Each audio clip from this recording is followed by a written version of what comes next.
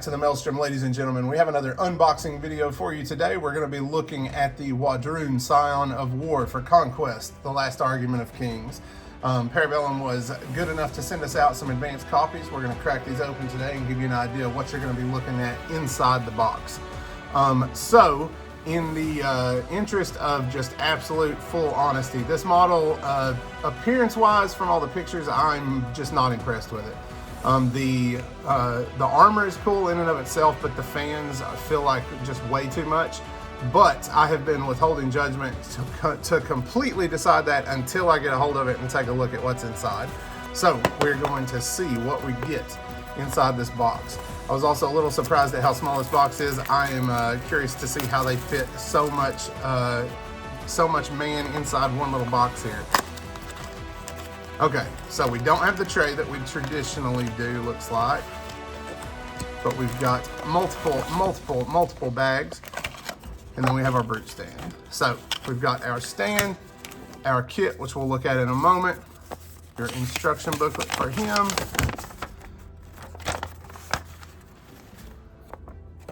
and the art card. Very cool artwork there. All right. We're going to crack this open and kind of go through the pieces together.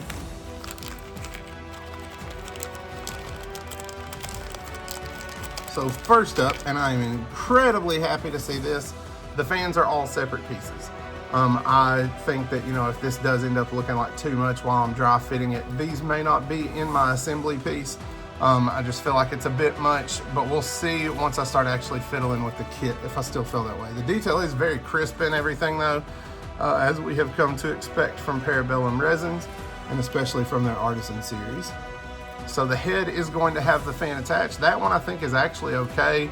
I think it's just the other ones that are making it feel like too much to me. But the head there, I think that's okay. But if you don't like it, looks like it would be fairly easy to get rid of that one as well. Then you have these smaller fans. These are ones that go on the sides of the helmet.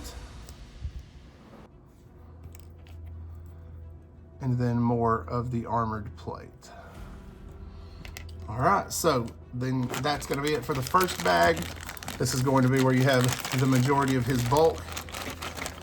I cannot believe that this model fit in that tiny box, because now that it's out on the table, I can't imagine trying to put it back in there. So you've got the arm here. Very good detail. The rising veins there, just super cool. Really like that arm. You have the plates. Ugh, that is so clean. So you are gonna have these, so if I do end up getting rid of the fans, I'm gonna have to like cut the pieces off down in there or plug them with sculpting putty, but we will see where we get once I've looked at them more. I'm also a bigger fan of this guy's proportions. The Warbred and the Chosen of War, I think their arms are honestly a little too big, but this guy's don't really feel that way, at least not as pieces here on the table. We'll see how I feel once we get started with him though. And you have the other shoulder armor. Absolutely love the detail in the skulls and stuff there. And you have the weapon. So cool.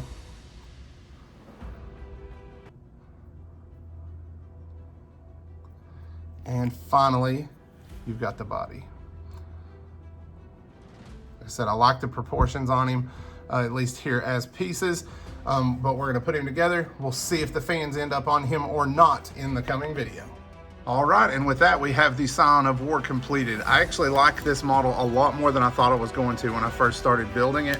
I could not make myself use the fans. I put a couple of them up against the model and they just did not look good to me. This is probably, like, stock out of the box, this is probably one of my least favorite models Parabellum's ever made.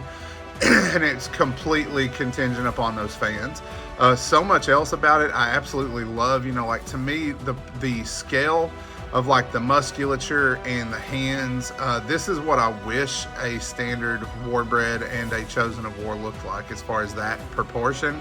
But the fans were just too much. I ended up putting them in and then cutting them off after they were dried on the glue so that I could get the tabs in place. And also, you know, I wish I had shot a video then so I could have done a before and after, but I just could not leave them on. Once I had them on there, I couldn't stand them. So, but it does clean up okay without that. Just a little bit of green stuff will finish filling the gaps there where the fans were supposed to go.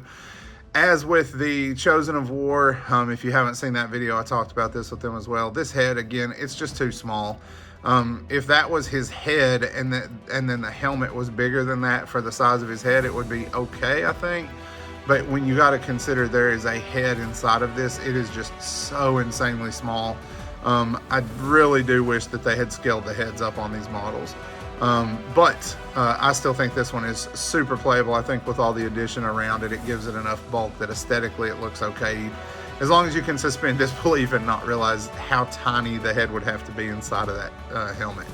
But, so that is the Chosen of War. Like I said, once I got him built, most of the proportion other than the head, I absolutely love, especially the hands and the feet. They just feel like they fit better than the other Warbred equivalent models. If you're looking to pick one up of your own or to start your own force, expand your conquest, experience whatever you're looking to do, when you get to checkout on the Parabellum eShop, if you'll click on the question that says, do you have a discount voucher? You can enter Maelstrom 10 there to secure a 10% discount off of your next order and support the channel at the same time. For everyone who's done that already, we say thank you. Your support means more than you know.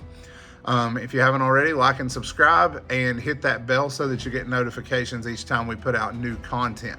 Hopefully, with any luck, this guy will see some paint soon and we'll find out what he can do on the tabletop. But we do have a few army shifts coming up for our next potential campaign. I may be moving to a different faction. We'll see what happens. But stay tuned because we are definitely planning to have more Conquest content in the near future.